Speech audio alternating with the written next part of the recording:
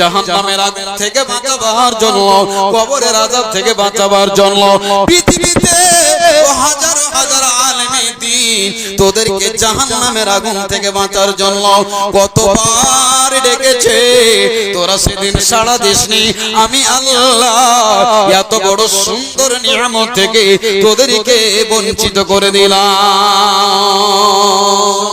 তোমার দান গো আল্লাহ, সবই তোমার দান,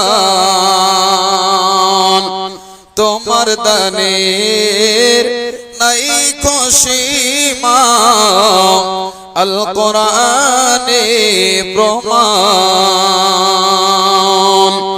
চোখ দিয়েছো দেখার জন্যে, শোনার জন্য